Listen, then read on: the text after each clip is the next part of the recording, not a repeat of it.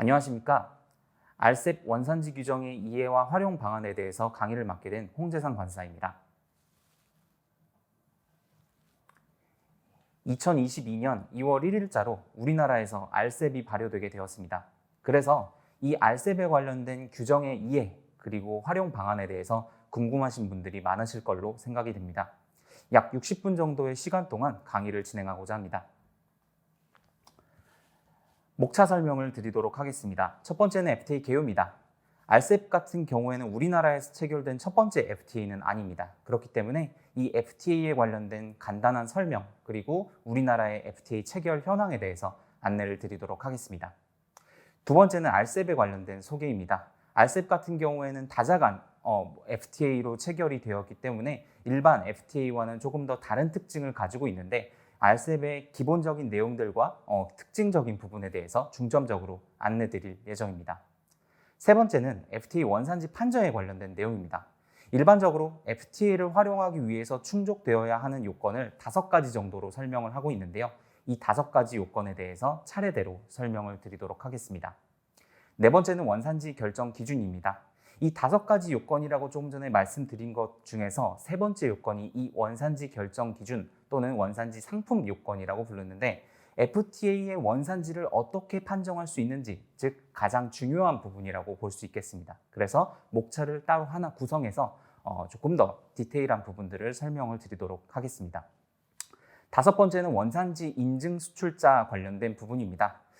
일반적으로 한 EU FTA나 한 영 FTA를 활용하시는 분들은 원산지 인증 수출자 제도에 대해서 잘 알고 계실 텐데 협정적인 면에서 보면은 아시아권과 체결된 FTA 중에서 이 원산지 인증 수출자가 협정문에 처음으로 규정되게 되었습니다. 그래서 이 원산지 인증 수출자 관련해서 RCEP에서는 어떻게 규정을 하고 있는지에 대해서 안내를 드리도록 하겠습니다. 마지막으로 원산지 사후 관리에 관련된 부분입니다. 이 물품이 한국산이어서 해당 국가에 수출이 되었을 때 관세 혜택을 받았다고 해서 그대로 업무가 종료되는 것이 아니라 나중에 상대 수입 관세 당국에서 사후 조사가 들어올 수가 있습니다. 그렇기 때문에 수출이 이루어지든 수입이 이루어지든 일정 기간 동안 원산지에 관련된 서류를 보관하고 관리를 해야 되는 의무가 주어지게 되는데요. 이 원산지 사후 관리에 관련된 부분을 마지막으로 설명을 드리고 강의를 마치도록 하겠습니다. 첫 번째입니다. FTA 개요에 대해서 설명을 드리도록 하겠습니다. 자유무역 협정에 관련해서 FTA 관세법이라고 부르기도 하고요. 자유무역 협정의 이행을 위한 관세법의 특례에 관한 법률이라고 부르기도 합니다. 이 법률은요. 상품무역에 관련된 부분만 있습니다. 그렇기 때문에 회원국 간의 상품에 관련된 부분들에 대해서 관세의 철폐나 인하에 관련된 부분에 대해서 법률로서 규정을 하고 있는 것을 FTA 관세법이라고 부릅니다. FTA 같은 경우는 상품 말고도 서비스나 투자에 관련된 포괄적인 내용들이 규정이 되어 있는데 제가 지금부터 말씀드릴 부분은 상품무역에 관련된 부분에 좀 집중이 되어 있다라고 봐주시면 좋을 것 같습니다. 이 관세의 인하라는 부분 또는 철폐라는 부분이 중요하게 되겠습니다. 우리나라에서 협정 상대국에서 수입하는 물품에 대해서는 관세를 절감시킬 수 있습니다. 반대로 우리나라가 제품을 수출하는 경우에는 상대국의 수입 관세가 낮아지게 되므로 수출 제품의 가격 경쟁력이 높아진다고 보시면 됩니다. 그렇다면 우리나라의 FTA 체결 현황, 활용 현황에 대해서 말씀드리도록 하겠습니다.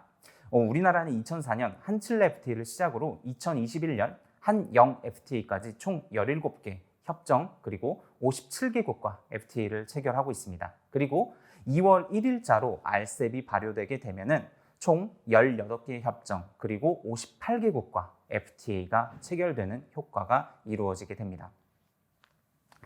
RCEP 같은 경우에는 영내 포괄적 경제 동반자 협정이라고 부릅니다. 아세안 10개국 그리고 한중 1, 호주, 뉴질랜드 총 15개 국가가 현재 회원국이라고 보시면 될 것 같고요. 세계 최대 규모의 자유무역 협정이라고 보시면 될 것 같습니다. 일반적으로 메가 FTA라고 말을 할 때 메가 좀 큰 규모의 FTA에 대해서 말을 할 때 CPTPP라는 것과 많이 비교를 하는데요. 무역 규모나 명목 GDP, 인구 등을 토대로 보아도 이 CPTPP보다 RCEP에 관련된 내용이 훨씬 더 규모가 큰 FTA라는 것을 알 수가 있습니다. RCEP 추진 현황에 대해서 말씀을 드리도록 하겠습니다. 우리나라 같은 경우에는 2022년 2월 1일자로 발효가 되게 돼 있지만 RCEP은 사실 1월 달에 이미 발효가 되어 있습니다. 아세안 6개국 그리고 비아세안 4개국이 비준서를 기탁함으로써 발효 요건이 충족이 되었고요. 2022년 1월 1일자로 발효가 되었습니다. 우리나라는 2월 1일자로 발효가 되고요.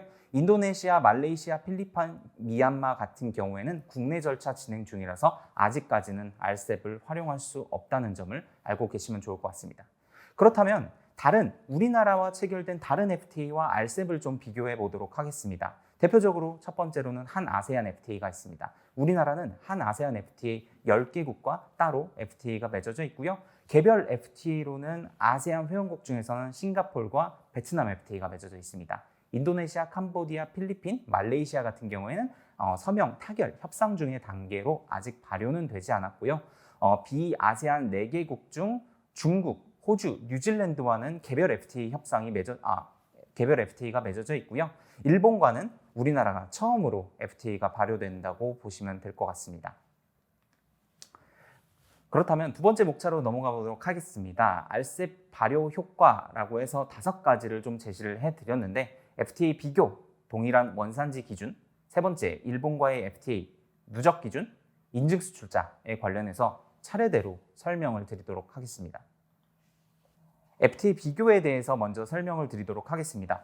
우리나라 같은 경우에는 아까도 말씀드렸듯이 15개국과 RCEP FTA 협정이 체결되어 있는데 한 아세안 FTA도 있고요. 한 베트남 FTA도 있고 한 호주 FTA도 있고 개별적으로 또는 한 아세안 FTA처럼 다자적으로 FTA가 따로 맺어져 있는 경우도 있습니다. 그렇다면 이렇게 복수적으로 발효된 FTA의 국가를 통해서 어떠한 FTA를 활용할 것인가에 대해서 좀 궁금하실 수도 있는데요. 이러한 경우에는 수출 물품의 원산지 결정 기준이 더 쉽거나 세율 실익이 더 많은 FTA를 선택하게 됩니다. 예시를 좀 보도록 하겠습니다. 한 아세안 FTA에서는요. 그 다만부터 읽어보시면 제1류, 제2류에 해당하는 재료는 완전 생산된 것으로 한정한다라고 되어 있고요. RCEP 같은 경우에는 2단위 세번 변경 기준으로 되어 있습니다. 이것이 닭 가공품이 분류되는 제160.1.325호의 원산지 결정 기준인데 쉽게 삼계탕 정도 생각하시면 됩니다. 그런데 아세안 FTA 같은 경우에는 제1류, 살아있는 동물, 그리고 제2류, 식용서류비나 육과 같은 물품들이 완전 생산될 것, 즉 한국산일 것을 요구하고 있습니다. 즉 우리 닭이라든지 아니면 닭고기가 한국산이어야만 한 아세안 FTA상 메이드 인 코리아 제품이 될 수가 있다는 것이죠. 그런데 RCEP 같은 경우에는 2단위 세번 변경 기준을 규정함으로써 외국산 닭을 사용해서 삼계탕을 만들더라도 한국산이 될 수 있도록 그렇게 규정이 되어 있습니다. 그 아래를 보시도록 하겠습니다. 산풀을 수출하는 데 있어서 태국에서 수입 시 기준 세율이 20%입니다. 그런데 한아세안 FTA를 적용하게 되면 5%의 적용 관세를 받게 됩니다. 15%의 관세 실익이 있다고 볼 수 있겠죠. 그런데 RCEP을 활용하게 되는 경우에는 0% 관세가 적용됩니다. 그렇기 때문에 이렇게 유리하게 원산지 판정을 할 수 있거나 유리하게 세율 적용을 할 수 있는 경우에는 RCEP을 적용한다. 한 아세안 FTA보다 RCEP을 적용한다. 이렇게 볼 수가 있겠습니다. 만약에 이런 활용 실익이라든지 이런 것들이 따로 구분할 수 없는 경우에는 바이어가 요청하는 FTA 원산지 증명서를 발급하는 경우가 일반적이고요.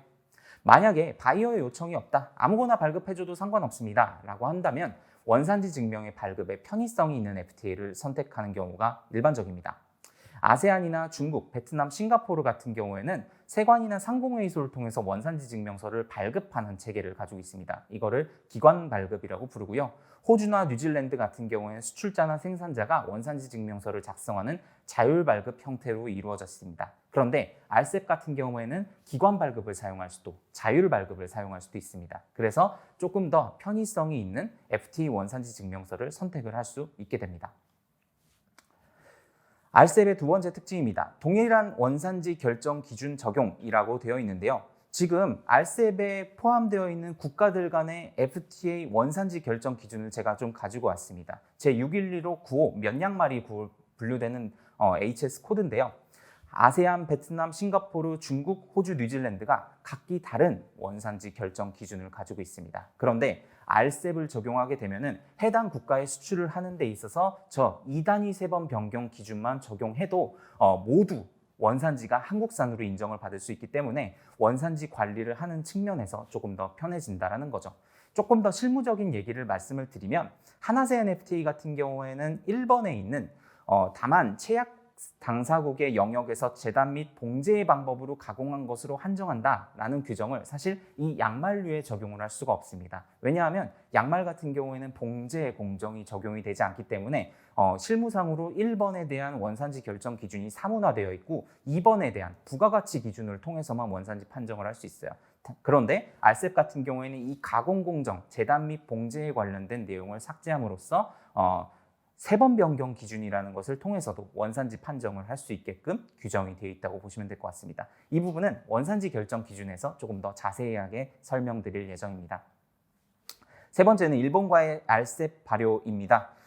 지금 15개 국가 중에 13개 국가, 우리나라 제외하고 13개 국가 같은 경우에는 이미 우리나라와 개별적으로 FTA가 다 맺어져 있습니다. 그런데 일본만큼은 우리나라와 아직 FTA가 맺어진 역사가 없었고 이번 RCEP을 통해서 처음으로 FTA가 맺어지게 됩니다.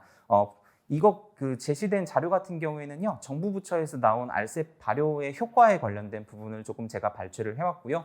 우리나라가 조금 더 협상을 좀 잘했다라는 부분으로 내용이 있으니까 참고하시면 좋을 것 같습니다. 네 번째는 누적 기준입니다. 누적 기준 같은 경우에는 물품의 원산지를 결정할 때 최악 상대국에서 생산된 원재료를 한국산 원재료랑 동일하게 간주를 하는 기준으로서 전체 FTA 협정에서 이 누적 기준이 있습니다. RCEP에서만 있는 특별한 규정은 아니에요. 그럼에도 불구하고 제가 이 RCEP의 특징적인 부분에서 이 누적 기준을 가져온 이유는 이 RCEP은 결국에 15개국 간의 FTA입니다. 즉 베트남에서 원재료가 생산돼서 중국에서 반제품이 생산이 되고 우리나라에서 완제품이 생산이 되어도 그것들이 누적 기준으로서 전체적으로 영내산 원재료로 받아들여질 수 있다는 점이 이 RCEP에서 가장 중요한 부분으로 활용되고 있습니다. 그래서 이 RCEP 회원국의 원재료를 자국산으로 간주할 수 있기 때문에 이 GVC 활성화가 가능하다고 해석을 하고 있는 것이죠. 네, 누적 기준 관련된 부분에 대해서는 실무적인 내용들과 함께 나중에 조금 더 자세하게 설명을 드리도록 하겠습니다. 마지막입니다. 기존 FTA와 RCEP 원산지 증명서 발급 방식 비교. 아까 전에도 조금 간단하게 설명을 드렸었는데 아시아권에 속해 있는 아세안, 베트남, 중국, 싱가포르 같은 경우에는 기관 발급, 뉴질랜드나 호주 같은 경우는 자율 발급 체계로서 원산지 증명서를 작성하게 됩니다. 또는 발급하게 되고요. 그런데 RCEP 같은 경우에는 기관 발급을 통해서 원산지 증명서를 발급을 할 수도 있고요. 원산지 인증 수출자 인증 취득을 하는 경우에 수출자나 생산자가 자유롭게 원산지 신고서를 작성을 할 수 있습니다. 그래서 이 RCEP에 대해서는 둘 다 선택을 할 수가 있다라는 부분이 이 다른 FTA와의 특징이라고 보시면 될 것 같습니다.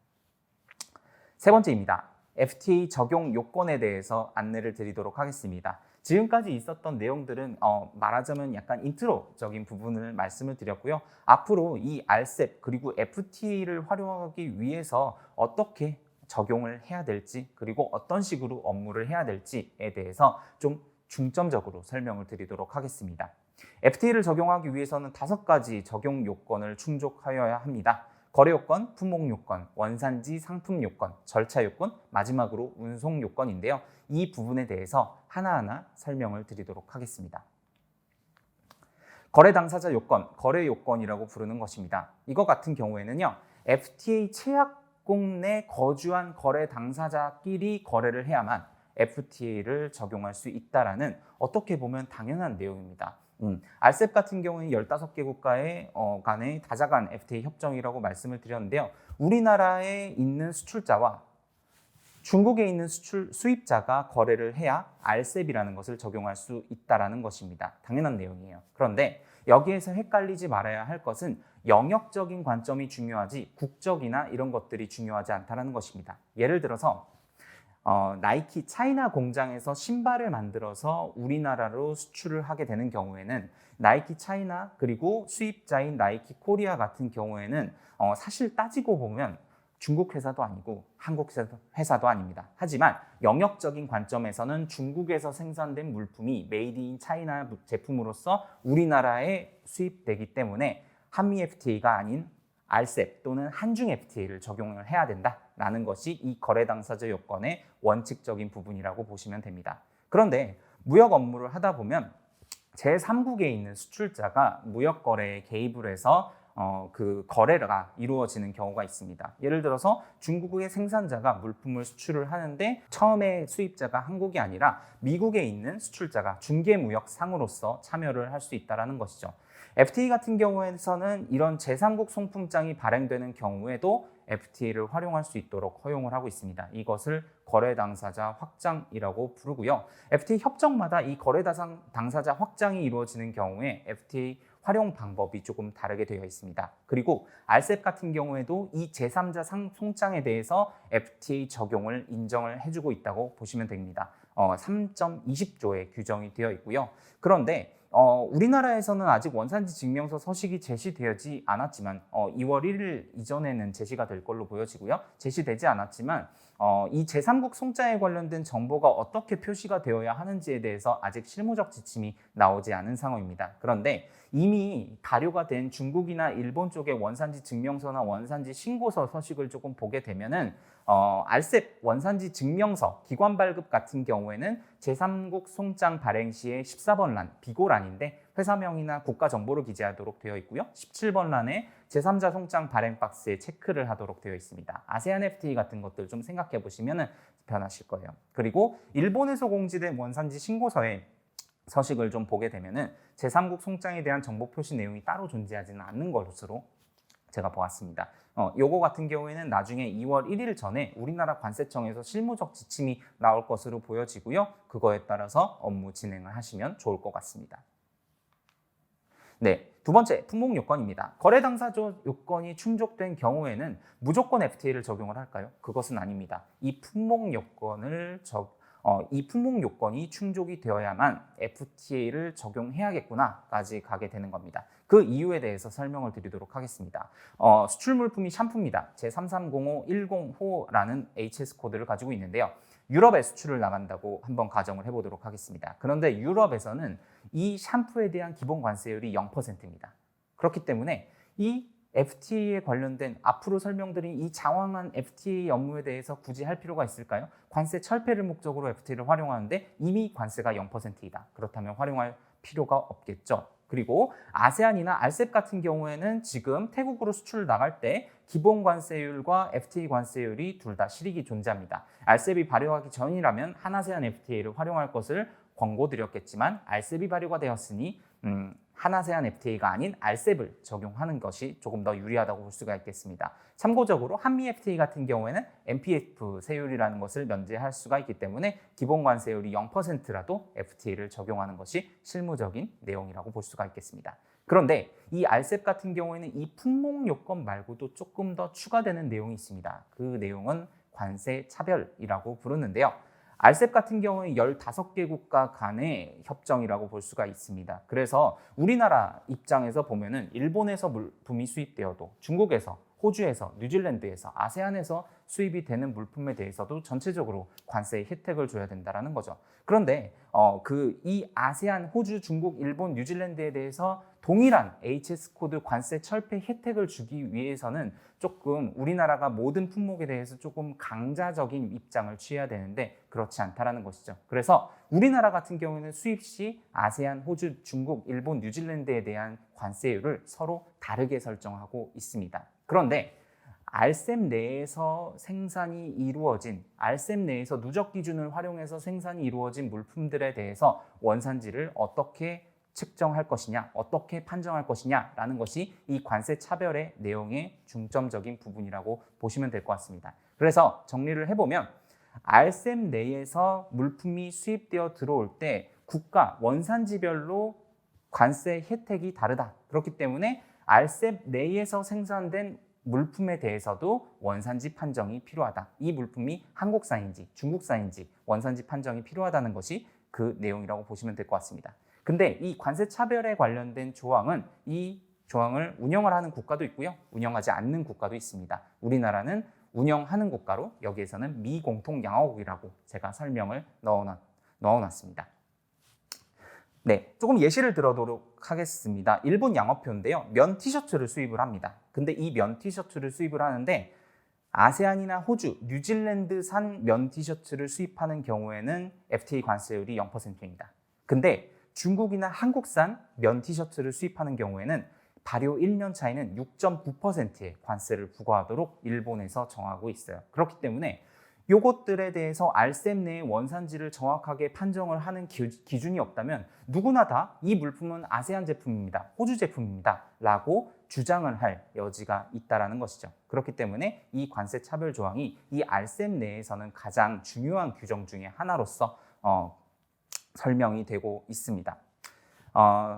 그 아래 보시면요, RCEP의 관세 양어 스케줄에 대해서 나와져 있습니다. RCEP 같은 경우에는 1월 1일자로 보통은 이제 그 1년차, 2년차 이런 식으로 관세 철폐 스케줄이 흘러가게 되는데 인도네시아, 필리핀 그리고 일본 같은 경우에는 3월 31일 그리고 4월 1일자를 기준으로 1년차, 2년차, 3년차 이런 식으로 관세 철폐 스케줄을 조금 다르게 운영을 하고 있습니다. 일본 같은 경우에는 2022년 1월 1일자로 RCEP이 발효했습니다. 그런데 후속 연도인 2년차는 2022년 4월 1일부터 2년차가 된다고 생각을 하시면 될 것 같습니다.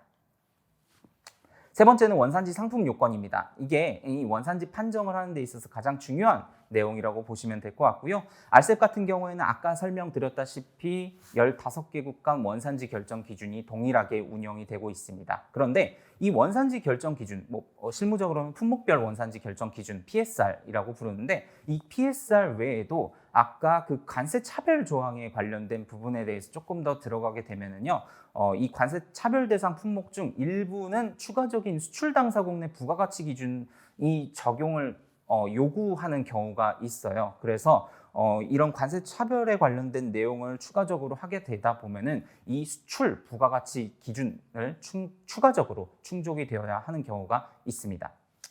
네, 원산지 결정 기준의 일반적인 내용은 일반 기준과 품목별 기준으로 나눠져 있는데요. 이거는 다른 FTA와 별로 차이점이 없다고 보시면 될 것 같고요. 품목별 원산지 기준의 양어표 자체는 HS 2012 기준을 따르고 있습니다. 지금 우리나라 같은 경우 그리고 WTO 협약, HS 협약에 가입된 국가들은 2022년 1월 1일자로 HS 2022 버전을 운영을 하고 있죠. 그런데 FTA는 이 HS 2022로 그 개정이 된다고 해서 바로바로 따라가는 것이 아니라 FTA 당사국 간 합의가 있어야만 업그레이드 되는 체계로 운영이 되고 있습니다. 예시로 한EU FTA 같은 경우는 아직도 HS 2007 기준을 활용해서 FTA를 충족하고 있습니다.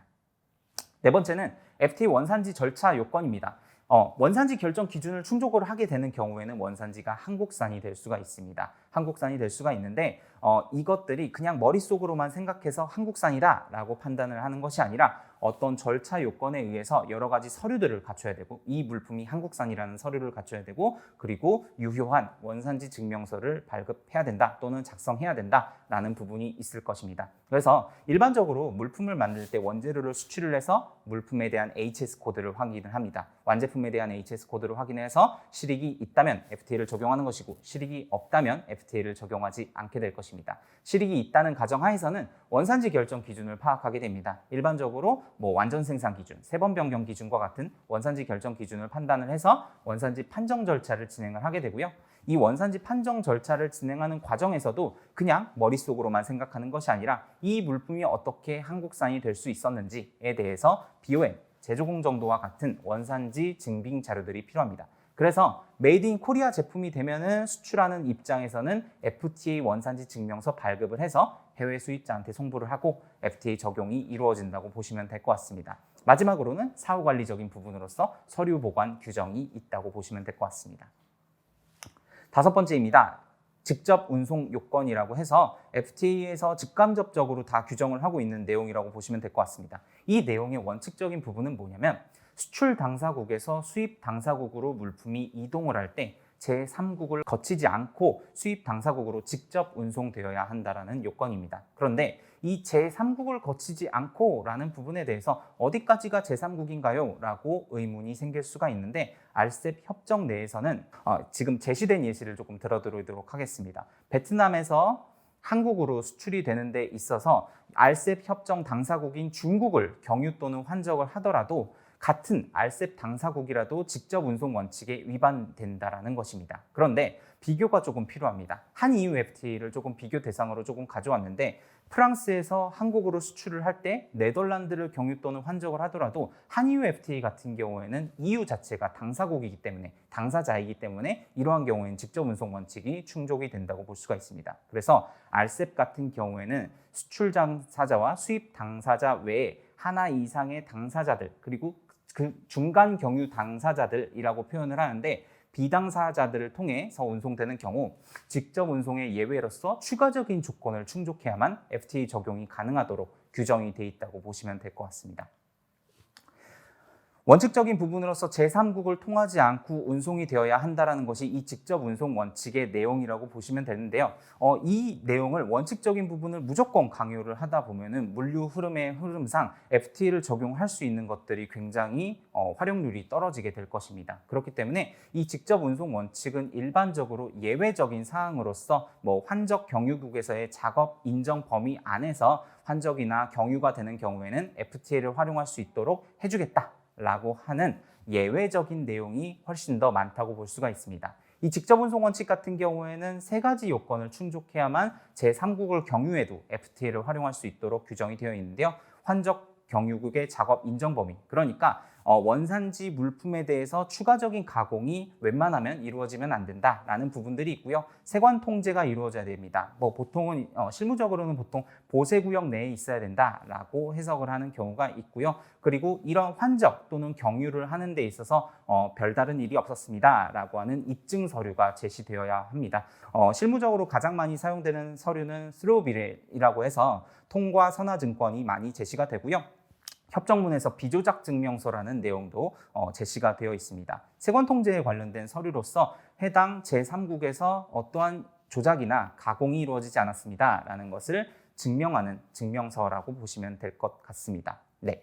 그리고 이 RCEP 협정에서는 중간 경유 당사자라고 해서 아까 예시로 보여드린 중국을 경유를 하는 경우에도 직접 운송 원칙의 예외로서 이 규정을 충족을 해야 되는데요.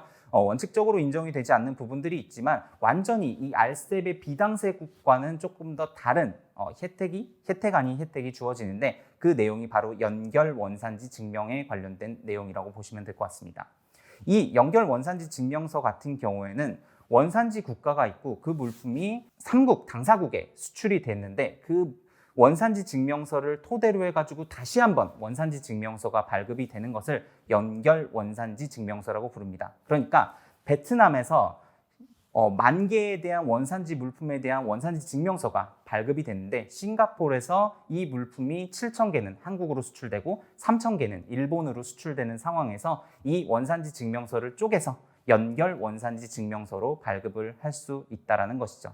이렇게 되게 되는 경우에는 직접 운송 원칙이 적용이 되는 게 아니라 이 연결 원산지 증명에 관련된 규정이 적용이 되는 것이기 때문에 인정 범위, 아래 보시면 작업 인정 범위라든지 이런 것들이 조금 더 넓어지게 되고요. 세관 통제 요건이라든지 이런 것들도 연결 원산지 증명서에는 적용이 되지 않는 그런 혜택이 주어지게 됩니다. 네 번째로는 원산지 결정 기준에 관련된 내용을 설명을 드리도록 하겠습니다. 결국에 RCEP을 포함한 FTA 원산지 판정을 하는 데 있어서 가장 중요한 것은 이 물품이 한국산이 될 수 있을 것인가에 관련된 내용이 가장 중요하다고 보시면 될 것 같습니다. 그래서 이 원산지 결정 기준이 실무적으로는 가장 중요하고 중소기업분들 그리고 어떤 기업분들이나 가장 중요한 내용이라고 보시면 될 것 같습니다. 원산지 결정 기준의 기본 원칙에 대해서 설명을 드리도록 하겠습니다. 기본 원칙은 일반 기준 그리고 품목별 기준을 충족해야 된다라는 내용입니다. 기본 원칙 중에 일반 기준이 완전 생산 기준, 영내 생산 원칙, 충분 가공 기준, 직접 운송 원칙에 관련된 내용이라고 보시면 되고요. 아래에 있는 것이 그렇다면 이 물품에 대한 원산지를 어떻게 판정할 것인가? 원산지 판정에 관련된 방법이 RCEP 협정 내에서는 완전 생산 기준, 그리고 원산지 재료 생산품, 그리고 불완전 생산품으로서 실무적으로 대부분 이 실질적 변형 기준이라는 그런 세번 변경 기준, 부가가치 기준, 가공공정 기준을 적용하는 그런 규정으로 나눠져 있습니다. 이 부분에 대해서 기본 원칙 중에서 직접 운송 원칙에 관련된 부분은 조금 설명을 드렸다 보니까요. 나머지 부분들에 대해서 조금 중점적으로 설명을 드리도록 하겠습니다. 완전 생산 기준부터 설명을 드리도록 하겠습니다. 완전 생산 기준 같은 경우에는 순수한 의미로 보게 되면요. 다른 국가의 재료가 전혀 사용되지 않고 그 물품의 모든 생산 과정이 한 국가 내에서 수행된 물품을 의미하게 됩니다. 그런데 이 완전 생산 기준이 일반적으로 원칙적인 부분이라고 보여지지만 공산품 같은 경우에는 처음부터 끝까지 원재료가 한국산만을 가지고 만드는 것이 실무상 거의 불가능하다고 보여지게 되고요. 그렇기 때문에 이 완전 생산 기준의 순수한 의미의 완전 생산 기준 같은 경우에는 대부분 농축수산물 쪽에 많이 적용이 되는 그런 기준이라고 보시면 될 것 같습니다. 그런데 이 완전 생산 기준 같은 경우는 조금 더 범위를 넓히고 있다고 보시면 될 것 같은데요. 이거를 완전 생산품의 적용 범위를 확장시키고 있다라고 말을 합니다. 표상에 있는 가장 아래쪽의 내용을 조금 예시로 들려드리도록 하겠습니다. 완전 생산 간주 물품이라고 해서 역외에서 생산되거나 역외산 재료 또는 원산지 불명 재료를 쓴 경우에도 예외적으로 완전 생산품으로 인정해 준다라는 내용이 협정문의 내용이 있습니다. 예시로서 당사자에서의 생산 또는 소비로부터 얻어진 폐기물이나 부스러기 같은 것들이 이 폐기물이나 부스러기는 사실 원산지를 찾아갈 수도 없을 것이고요. 이 원산지가 사실 어떤 건지 정확하게 알 수 없음에도 불구하고 이것들에 대해서 그냥 한국산으로 봐주겠다라는 규정이 있다고 보시면 될 것 같습니다. 특수한 경우에 이 완전 생산 기준이 많이 적용이 된다라고 보시면 될 것 같습니다.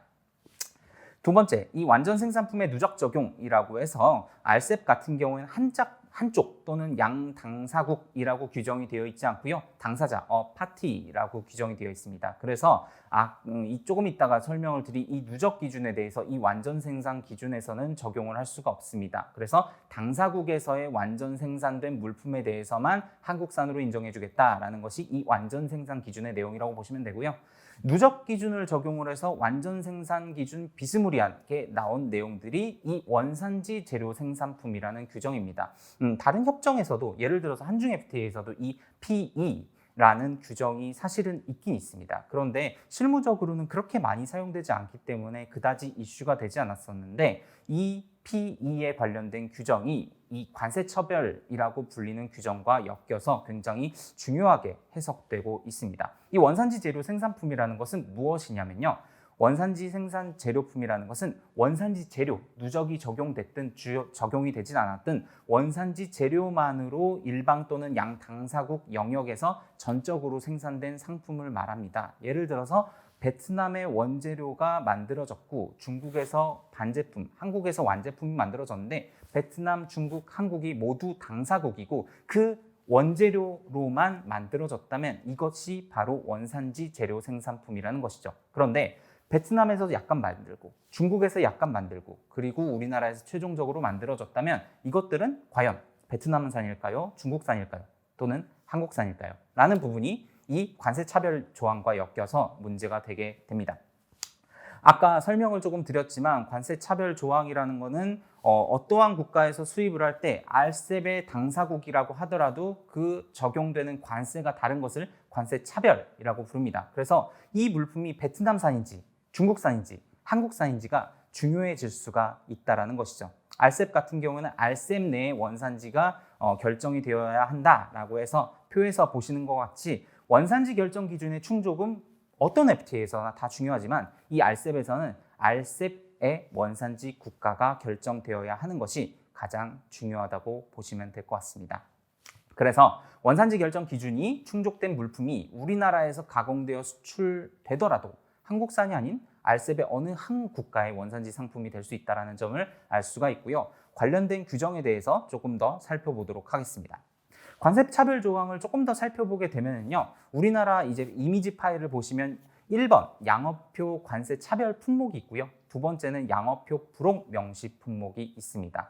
첫 번째는 일반적으로 국가들에 따라서 관세를 차별해서 부과하겠다라고 해서 양업표를, 그러니까 관세 철폐 대상에 관련된 스케줄표를 국가별로 나눠놨다고 보시면 될 것 같은데요. 이런 것들이 원산지 재료 생산품이라고 한다면 원산지 판정에 적용이 되게 되고요. 두 번째 있는 2.6조 제3항에 관한 불혹에 관련해서는 해당 불혹에 정해져 있는 내용들은 이 원산지 재료 생산뿐만 아니라 완전 생산 기준이나 품목별 원산지 결정 기준 적용 물품 모두 추가적으로 충족해야 되는 이 수출국 부가가치 비율 20%에 관련된 요건이 정해져 있습니다. 네, 관세 차별 조항이 2.6조에 규정이 되어 있는데 양업표 관세 차별 품목 같은 경우에는 2항, 5항, 4항이 적용이 되고 양업표 불혹 명시 품목의 경우에는 3항 그리고 4항이 적용됩니다.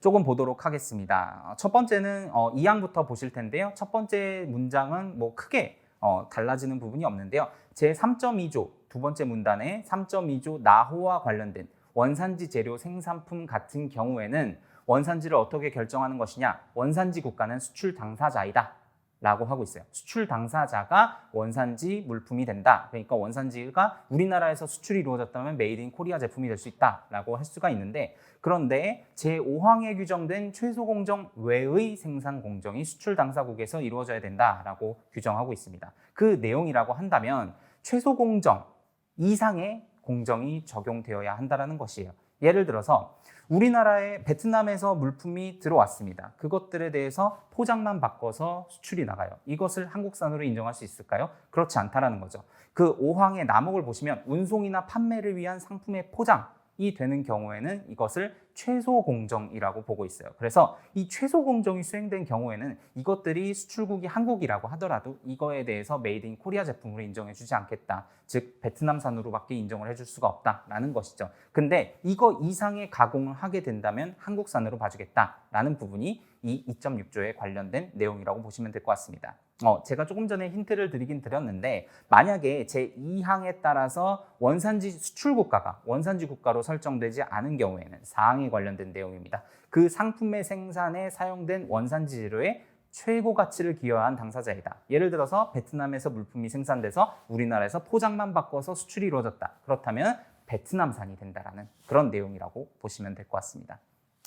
양업표 불혹 명시 품목에 관련된 내용에 대해서 설명을 드리도록 하겠습니다. 네, 원산지 국가 수출 당사자이다 라는 3항의 내용은 조금 전에 2항과 똑같습니다. 그런데 여기서는 다만 그 상품이 그 물혹에 명시된 추가 요건을 충족해야 된다. 즉 다른 협정, 장에서 구성하고 있는 원산지 결정 기준을 충족하더라고 하더라도 불혹에 있는 그 원산지 상품 중 총 가액의 20% 이상이 추가된 당사자일 것이라는 부가가치 기준 20% 이상의 내용을 충족시켜야만 추가적으로 FTA 적용이 가능하다라는 부분이 이 양업표 불혹 명시 품목에 관련된 내용이고요. 마지막으로 4항에서 그것을 충족시키지 못한 경우에 제3항을 충족시키지 못한 경우에는 마찬가지로 그 상품의 생산에 사용된 원산지 재료의 최고 가치를 기여한 당사자이다 라고 하면서 원산지 판정을 어떻게 하고, 그렇게 만약에 원산지 판정이 되지 않은 경우에는 어떤 식으로 원산지를 결정할 수 있을지에 대해서 관세 차별 조항이 나와져 있다고 보시면 될 것 같습니다.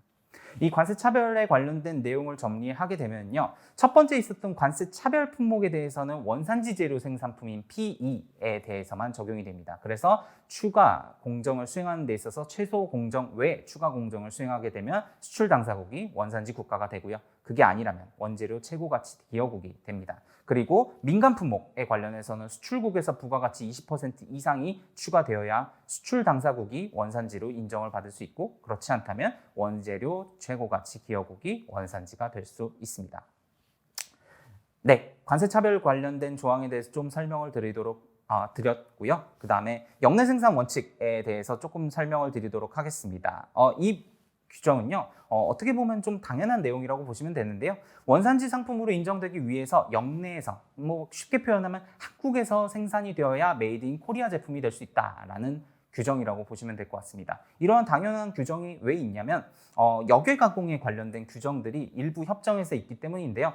우리나라 같은 경우에는 개성공단에서 생산된 물품, 일부 개성공단에서 공정이 수행된 물품에 대해서 한국산으로 인정을 해주는 FTA 협정이 있습니다. 즉, 그러나 우리나라 같은 경우는 지금 개성공단이 좀 약간 폐쇄 상태로 있기 때문에 약간 사문화돼 있는 그런 내용이라고 보시면 될 것 같습니다. 어쨌든 원칙은 영내에서 이루어진다. 한국산이 되기 위해서는 한국에서 생산이 이루어져야 된다라는 것이 원칙적인 내용이라고 보시면 될 것 같습니다. 충분가공 원칙입니다. 충분가공 원칙도 어떻게 보면 가장 기본적이고 쉬운 내용이라고 볼 수가 있는데요. 어떻게 보면은 충분한 정도의 가공을 거쳐야 된다. 우리나라에서 물품이 생산이 될 때 충분한 정도의 가공이 거쳐져야 된다라는 약간 추상적인 내용으로 이루어져 있다고 보시면 될 것 같습니다. 그런데 너무나 추상적인 내용이기 때문에 아까 말씀드린 최소 공정 이상의 공정을 수행하여야만 FTA 원산지로서 인정을 해주겠다라는 식으로 RCEP 그리고 대부분의 협정에서 그렇게 정하고 있습니다. 그래서 이거 같은 이 충분가공 원칙 같은 경우에는 원산지 결정 기준을 충족한 경우라고 하더라도 협정에서 정하고 있는 최소 공정에 관련된 내용에 해당된다라고 한다면 이 물품이 품목별 원산지 결정 기준을 충족했다라고 하더라도 원산지를 한국산으로 인정을 해줄 수가 없다라는 방어 장치를 만든 내용이라고 보시면 될 것 같습니다. 네, 이제 원산지 결정 기준에 관련된 부분으로 넘어가도록 하겠습니다. 가장 중요한 부분 중에서 품목별 기준에 관련된 내용이라고 보시면 될 것 같습니다. 실무적으로는 이 원산지 결정 기준 중에서 이 품목별 기준에 관련된 내용이 가장 중요한 그리고 가장 기본적인 내용이라고 보시면 될 것 같습니다. 그 중에서도 가장 많이 활용되는 세번 변경 기준입니다. 세번 변경 기준이라고 하는 것은 비원산지 원재료의 HS 코드 그리고 완제품의 HS 코드가 있는데 그 HS 코드가 제조 가공이 이루어짐으로써 서로 달라지게 된다면 해당 국가를 원산지로 인정해 주겠다라는 내용입니다. 이 세상에 존재하는 모든 물품이 HS 코드라는 것이 있는데 예시를 들어드리도록 하겠습니다. 수지가 있습니다. ABS 레진 수지가 있는데요. 이 HS 코드가 3903입니다. 그런데 이것들이 사출이 이루어지게 되면은 치과용 X성기기를 구성하는 프레임이 될 수가 있습니다. 9022, 3D 프린터, 자동차 부품품 이런 것들이 될 수가 있는데요. 사출이 이루어짐에 따라서 CTH 그러니까 3번 HS 코드가 3903에서 9022, 8708 이런 식으로 움직이게 된다는 거죠. 변경이 된다는 거죠. 제조 가공이 이루어지면 HS 코드가 변경된다라는 개념을 가지고 만들어진 게 세번 변경 기준이고요. 어떤 논문에 따르면 거의 90% 이 정도의 물품에 대해서 이 세번 변경 기준을 통해서 원산지 판정이 가능하다라고 해석하고 있습니다.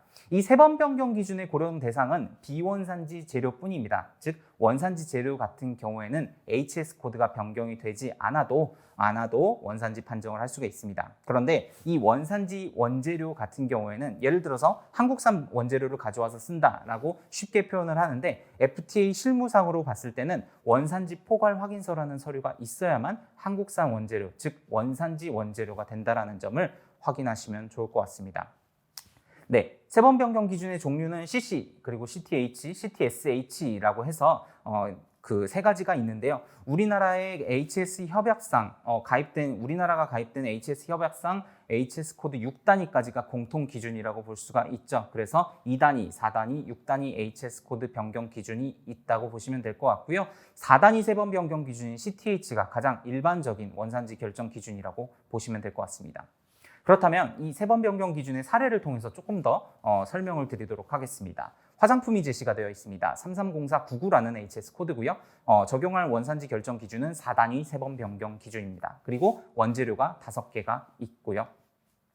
네, 그렇게 된다면 완제품의 HS 코드가 330499인데 그 중에서 4단위 세번 변경 기준을 적용을 하게 된다면 뒤에 2단위를 빼버리고 앞에 4단위를 비교를 해서 서로 HS 코드가 다르다면 원산지를 한국산으로 인정해주겠다라고 하는 것이 세번 변경 기준의 내용입니다. 그래서 물 2201, 2905, 1520, 1302 그리고 2909가 완제품인 화장품의 HS 코드 3304와 다른 HS 코드라는 걸 확인할 수가 있고 그것에 따라서 모두 HS 코드가 변경이 되었기 때문에 한국산이 충족이 된다라는 것이 이 세번 변경 기준이라고 보시면 될 것 같고요.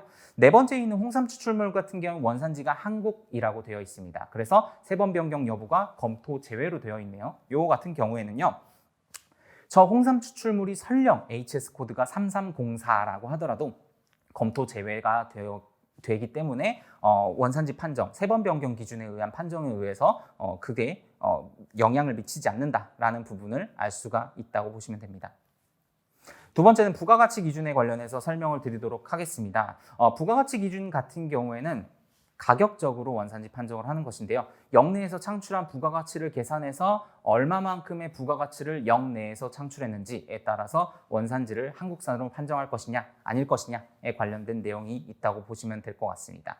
원산지 결정 기준 중에서 부가가치 기준은 RVC 기준과 MC 기준으로 나눠져 있습니다. RVC법, MC법으로 나눠져 있는데 제가 오늘은 RVC법만 설명을 드릴 거예요. 그 이유는 MC법 같은 경우에는 보통 유럽권 그리고 캐나다 FTA에서 사용이 가능한 계산 방식이고요. RVC 방법 같은 경우가 지금 설명을 드리고 있는 RCEP에서 적용이 가능합니다. 근데 RCEP 같은 경우에는 그 RVC법의 종류 중인 직접법과 공제법만을 사용을 하고 있다는 점 알고 계시면 좋을 것 같습니다. RCEP은 직접법, 공제법 중 유리한 것을 선택해서 적용하도록 되어 있는데요. 실무적으로는 대부분 공제법으로 원산지 판정을 하게 됩니다. RCEP에서 약간 달라진 점이라고 한다면 기존 다른 FTA에서의 직접법 산출을 할 때는 원산지 재료비만을 부가가치로 인정을 해줬었는데 RCEP 같은 경우에는 직접 노무비나 직접 경비나 이윤 그 밖의 비용을 원산지의 부가가치로 인정을 해줌으로써 계산을 해보면 공제법과 또 동일하게 RVC가 나오도록 설계가 되었습니다. 그런데 실무적으로도 직접법이 많이 사용이 될 것 같은 느낌은 그렇게 들지 않는 것이 사실입니다. 원산지 판정을 할 때 부가가치 기준을 사용을 하는 경우에는 결국에 원재료와 완제품의 가격이 산출되어야 합니다. 그런데 이것들에 대해서 약간 실무적으로 적용을 할 때는 대략적으로 계산을 해서 적용을 하는 경우가 굉장히 많습니다. 그런데 지금 아래 표에서 보시다시피 RCEP 그리고 다른 FTA 협정도 마찬가지로 원재료와 완제품의 가격을 설정하는 방법들이 명확하게 조금 디테일하게 구성이 되어 있다는 점을 알 수가 있으실 겁니다. 그래서 업무를 적용을 할 때는 부가가치 기준에 의한 업무를 진행을 할 때는 이러한 협정문에 관련된 내용을 준수해서 업무를 적용을 해야 됩니다. 네, 그냥 일반적으로 말을 할 때는 RCEP 같은 경우 완제품 가격에 대해서 FOB 가격을 사용한다. 뭐 수입 원재료에 대해서는 CIF 가격을 사용한다. 뭐 이런 식으로 해석을 하고 있는 편이 많습니다. 부가가치 기준의 사례에 대해서 조금 설명을 해드리도록 하겠습니다. 세번 변경 기준 같은 경우 완제품과 원재료의 HS 코드에 관련해서 원산지 판정을 하는 방법이었는데 부가가치 기준 같은 경우에는 물품의 가격, 완제품과 원재료의 가격에 따라서 얼마만큼의 부가가치를 창출했는지를 확인하게 됩니다. 네. 트레드밀, 러닝머신이라고 많이 불리는 물품이죠. HS 코드 95069 하나라는 HS 코드인데 이 물품에 대해서 RVC를 적용을 해보도록 하겠습니다. 부가가치 기준 그 중에서도 BD, 빌드다운이라고 해서 공제법을 적용을 해볼 텐데요. FOB 가격이 35,000원, 완제품 가격이 35,000원이고요. 각 원재료들의 가격이 제시되어 있습니다. 15,000원, 6,000원, 600원, 200원, 7,000원 이런 식으로 적용이 되어 있네요. 네, 그런데 이 물품에 대해서 지금 공제법을 적용을 하는 경우에는 상품 가격 마이너스 비원산지 재료의 가치 그를 다시 상품 가격으로 나눠주게 됩니다. 그래서 좀 전에 보셨듯이 상품 가격, FOB 가격 기준으로 35,000원이었고 비원산지 재료의 가치라고 해서 외국에서 RCEP이 아닌 외국에서 들어온 물품 또는 원재료가 원산지가 미상인 물품에 대해서 이 비원산지 재료비로 책정을 하게 됩니다. 그래서 모터 아세이가 분류되는 15,000원, 본체 케이스 6,000원, PCB 600원까지 해서 총 21,600원이 비원산지 재료의 가치가 됩니다. 그런데 RVC 40%라는 건 40% 이상의 역내 부가가치가 창출되어야 하는데 지금 계산을 해보니 38.29%밖에 안 나옵니다. 한국산이 되지 않는다는 의미이겠죠. 그래서 이 같은 경우에는 지금 부가가치 기준을 통해서 원산지 판정을 해봤을 때 한국산이 되지 못했다라고 판단을 할 수 있는 것입니다. 그런데 그대로 포기하는 것이 아니라 조금 더 충족시킬 수 있는 전략을 구성을 해봐야겠죠. 지금 제가 제시해드린 방향은 이 본체 케이스 95069 하나라는 HS 코드를 가진 이 본체 케이스에 대해서 한국산을 통해서 원재료를 구입하는 겁니다. 원래는 대만에서 수입을 하고 있었죠. 그런데 조금 더 비싸지만 500원씩 더 비싸지만 3,500원짜리 물품을 2개를 가져와서 이 물품에 대해서 한국산 그리고 영내산 재료로 만들게 된다면 비원산지 재료의 가치가 15,600원으로 하락하게 되고 즉 55.43%로 부가가치 기준 40% 이상의 역내 부가가치를 창출한 것을 요구하고 있는 이 트레드밀에 대해서 원산지 판정이 가능하다라는 부분으로 부가가치 기준을 충족시킬 수가 있습니다. 세 번째는 가공공정 기준입니다. 가공공정 기준 같은 경우에는 완제품의 생산 공정에서 핵심적인 제조 가공 공정을 수행한 경우 물품을 원산지로 인정해주겠다라고 하는 규정이에요. RCEP 같은 경우에는 다른 FTA에 비해서는 이 가공 공정 기준을 많이 사용하고 있지는 않고요. 일반적으로는 화학 제품에 대해서 화학 반응이라고 해서 CR이라고 부르는데 화학 반응에 대해서 이 화학 반응이 이루어진 경우 원산지를 한국으로 인정해주겠다라는 내용이 일부 HS 코드, 화학 물품에 대해서 있다라는 부분들이 있습니다. 네, RCEP의 산업별 PSR 정리입니다. 우리나라는 RCEP이 이루어지기 전에도 일본과의 FTA를 제외하고는 다 개별 FTA가 있었습니다. 그래서 다른 FTA에 비해서 어떠한 효과가 있었느냐, 원산지 기준은 얼마나 쉬워졌느냐 이런 부분들이 약간 비교 대상이라고 볼 수가 있는데 이거는 우리나라 정부 부처에서 나온 산업별 원산지 결정 기준에 관련된 정리입니다. 참고하시면 좋을 것 같습니다. 네, 이제 그 품목별 원산지 결정 기준에 관련된 내용은 끝이 났고요. 특례 기준에 대해서 조금 더 설명을 드리도록 하겠습니다. 이 특례 기준은 원산지 결정 기준을 충족하는 데 있어서 조금 더 도움이 되는 그런 기준들을 말을 하고 있습니다. 네, 가장 대표적으로는 누적 기준과 최소 허용 기준이 있다고 보시면 되고요. 나머지 부분은 조금 설명을 조금 생략하도록 하겠습니다. 누적 기준입니다. RCEP을 활용하는 데 있어서 가장 중요한 내용이라고 보시면 될 것 같고 누적 기준이란 물품의 원산지를 결정할 때 제약 상대국에서 생산된 원재료를 우리나라산과 동일하게 간주하는 기준으로서 재료 누적과 공정 누적이 있다. 그런데 RCEP 같은 경우는 지금 재료 누적에 대해서만 허용을 하고 있고요. 공정 누적, 생산이나 부가가치에 관련된 누적에 관련된 내용은 5년 이내에 검토를 하도록 규정이 되어 있습니다. 이 누적 기준이 중요한 부분은요. GVC를 통해서 베트남에서 생산된 물품 그리고 중국에서 반제품이 생산돼서 한국에서 최종적인 생산이 이루어졌을 때 이것을 전체로 누적을 시켜서 한국산을 만드는 데 유용하게 활용될 수 있다는 부분이 이 RCEP의 특징이라고 볼 수가 있겠습니다. 세 번 변경 기준을 활용하는 데 있어서 누적 기준 그리고 이따가 조금 더 설명드린 최소 허용 기준 이런 것들을 조금 적용을 해보도록 하겠습니다. 트레드밀이고요. 적용할 원산지 결정 기준이 CTH라고 볼 수가 있습니다. 4단위 세 번 변경 기준이고요.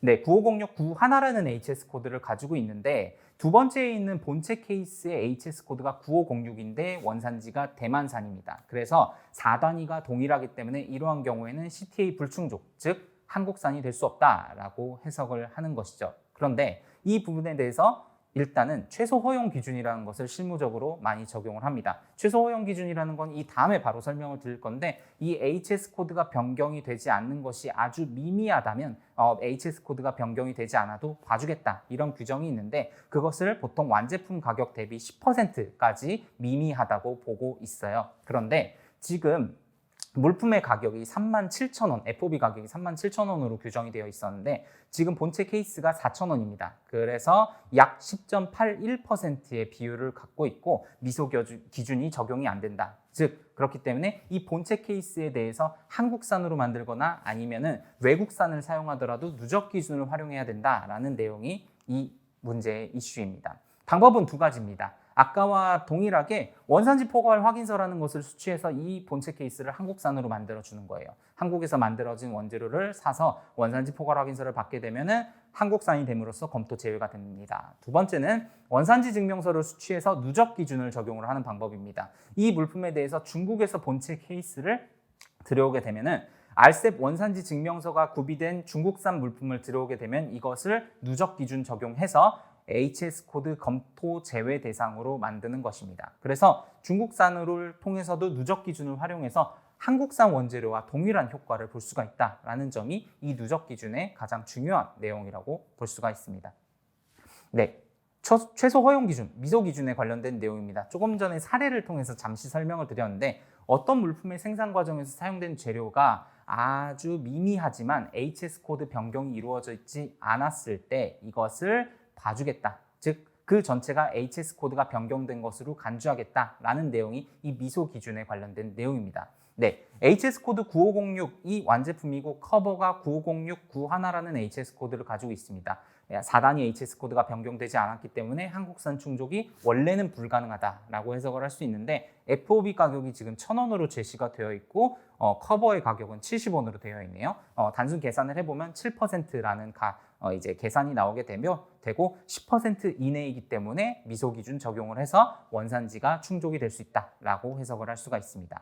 이 최소 허용 기준 같은 경우에는 일반적으로 10% 정도의 가격 기준을 가지고 있는데 일반 품목군 그리고 농축수산물, 섬유류에 대해서 조금 상세하게 나눠져 있습니다. 그런데 RCEP 같은 경우에는 이제 섬유류 그리고 일반 품목에 대해서만 기준이 나눠져 있고 섬유류에 관련해서는 중량 또는 가격 기준을 사용해서 10% 이내라면 봐주겠다라는 규정이 있다고 보시면 좋을 것 같습니다. 그 이외에도 중간재, 간접재료, 대체 가능 물품, 부속품, 예비부품 공구에 관련된 규정이 있는데요. 이것들 모두 이제 RCEP에 관련된 원산지 판정을 하는 데 있어서 도움이 되는 규정들입니다. 그렇지만 좀 전에 설명드린 누적 기준이나 최소 허용 기준에 비해서는 그 활용도가 약간은 낮다고 보여지고요. 해당 그 자료라든지 이런 것들을 조금 살펴보시면 좋을 것 같습니다. 네, 다섯 번째는 원산지 인증 수출자에 관련된 내용입니다. 아까 전에도 설명을 드렸지만 RCEP에 관련된 원산지 증명서는 두 가지 방식으로 증명이 가능합니다. 첫 번째는 기관 발급, 세관이나 상공회의소 등을 통해서 발급되는 기관 발급 체계, 그리고 자율 발급, 세출자나 생산자가 자율적으로 작성하는 자율 발급 체계로서 원산지 증명이 가능하게 됩니다. 그런데 어떠한 경우에 기관 발급을 활용하고 어떠한 경우에 자율 발급을 활용할 것이냐라는 부분들이 문제가 되는 것이죠. 네. 원산지 인증 수출자라는 제도가 있으면 자율 발급 활용이 가능합니다. 이 원산지 인증 수출자 제도라고 하는 것은요, 관세 당국이 원산지 증명 능력이 있다고 인정한 수출자에게 원산지 증명서 발급 절차 또는 첨부 서류 제출의 간소화 혜택을 부여하는 제도라고 보시면 될 것 같은데요. 우리나라 이제 법령상으로는 업체별 인증 수출자, 품목별 인증 수출자가 나눠져 있습니다. 그래서 업체별 같은 경우에는 모든 수출 품목에 대해서 전체적으로 인증의 혜택을 볼 수가 있고요. 품목별 인증 수출자 같은 경우에는 6단위 HS 코드 그리고 협정별로 원산지 인증 수출자의 혜택을 볼 수가 있습니다. 우리나라의 인증 수출자 번호 체계는 아래와 같으니까 참고하시기 바라고요. 인증 취득 시 혜택.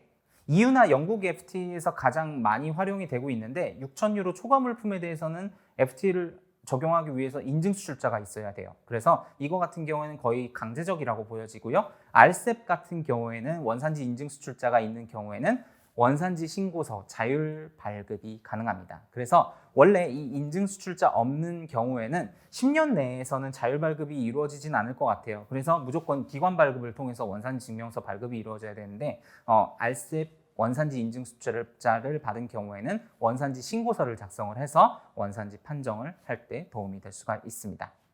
네, 추가적으로 우리나라 그 RCEP의 협정문을 조금 보게 되면요, 인증 수출자에 관한 정보라든지 이런 것들을 데이터베이스에 신속하게 포함하도록 규정을 하고 있어요. 그래서 인증 수출자의 유효성이라든지 이런 것들을 파악을 할 때도 조금 도움이 될 것 같습니다. 네, 마지막 목차입니다. 원산지 사후 관리에 관련된 규정에 대해서 조금 설명을 드리도록 하겠습니다. 이 원산지 사후 관리, 그러니까 사후적으로 관리를 하는 규정이 왜 필요하냐라고 했을 때 원산지 증명서를 수출자가 발급을 합니다. 또는 작성을 하게 되겠죠. 그래서 해외 수입자한테 송부를 하면은 그것을 해외 수입자가 해외의 관세 당국에 제출을 해서 관세 인하 또는 면제 혜택을 받게 될 것입니다. 그런데 그것들을 이 물품이 한국산인지에 대해서 처음에는 서류만 가지고 판단을 한다는 거예요. 원산지 증명서 서식을 가지고 이 물품에 대해서 원산지 증명서가 발급이 됐구나 라고 하면서 관세 혜택을 준다는 것이죠. 그런데 그 부분에 대해서 이 물품이 실제로 한국산인지 그리고 직접 운송은 되는지 거래 당사자 요건은 충족이 되었는지 이런 부분들을 확인하지 않고 넘어가기 때문에 사후적으로 조사가 또는 검증이 들어올 수 있다는 것입니다. 그래서 이 사후적으로 조사나 검증이 들어오기 때문에 수출자, 생산자, 그리고 수입자는 일정 기간 동안 관련된 서류를 갖추고 있어야 될 것이에요. 그래서 사후 관리가 필요하다라는 부분이 있고요. 원산지 검증의 원칙은 서면으로 하는 것이 원칙입니다. 그리고 사후에 하는 것이 원칙이고요. 일단 수입자 먼저 검증을 하고 그것이 안 되는 경우에 수출자에 대해서 한다라는 것이 원산지 검증의 원칙이라고 보시면 될 것 같습니다. 네, 원산지 검증의 방법이라고 보시면 될 것 같은데요. 직접 검증, 간접 검증, 혼합 검증 또는 선택 검증으로 나눠져 있습니다. 직접 검증 같은 경우는 수입 관세 당사국이 직접 검증을 한다라는 뜻이고요. 간접 검증 같은 경우에는 수입 관세 당사국이 직접적으로 이제 원산지 사후 검증을 하지 않고 수출국의 관세 당국에 요청을 해서 간접적으로 하는 방식을 말합니다. 혼합 또는 선택 검증에 관련된 내용은 이것들이 약간 섞여져 있다고 보시면 될 것 같습니다. RCEP 같은 경우에는 지금 선택 검증의 형태로 이루어져 있다고 보시면 될 것 같습니다. 그래서 직접 검증에 관련된 내용도 있고요. 간접 검증에 관련된 내용도 있습니다. 네, 직접 검증과 간접 검증의 형태로 RCEP은 둘 다 활용이 가능하기 때문에 직접 검증, 간접 검증에 따라서 검증 주체, 회신 기간, 회신 주체에 관련된 내용이 약간 달라지게 되겠습니다. 네, 원산지 검증의 주안점에 대해서 오른쪽에서 조금 설명을 하고 있는데요. 아까 말씀드릴 FTA 적용 요건에 관련된 내용이 결국에는 이 원산지 검증에 관련된 주안점이라고 보시면 될 것 같습니다. 그 중에서 조금 협의의 내용이라고 본다면 물론 이 물품이 한국산인지 즉 이 원산지 결정 기준을 충족했는지에 관련된 내용이 가장 중요하다고 볼 수가 있겠죠.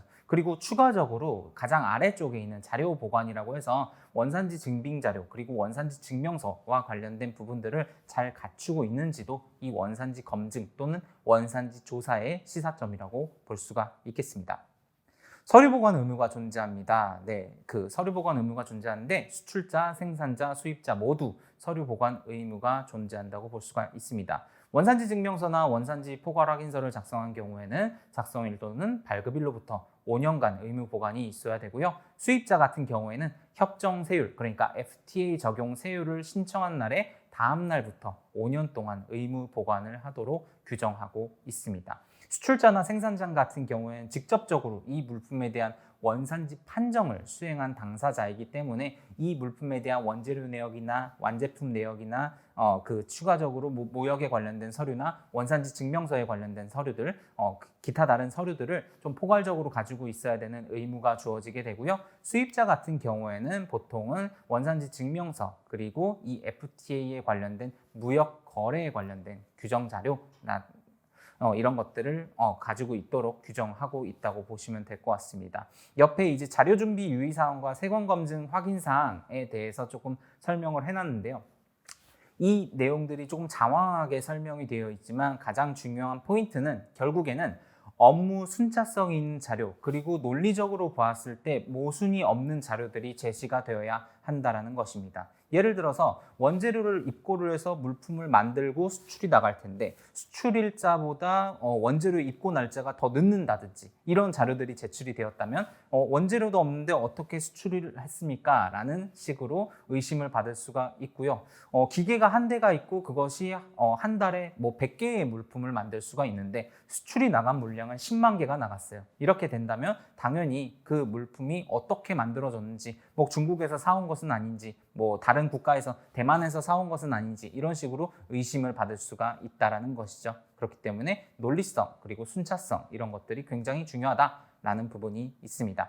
네, 부족하지만 지금까지 RCEP 원산지 규정의 이해와 활용 방안에 대해서 간략하게나마 설명을 드렸습니다. 뭐 추가적으로 문의사항이라든지 이런 것들이 있으면은 다양한 채널을 통해서 문의를 주시면 답변을 드리는 시간이 있었으면 좋겠습니다. 네, 마치겠습니다. 감사합니다.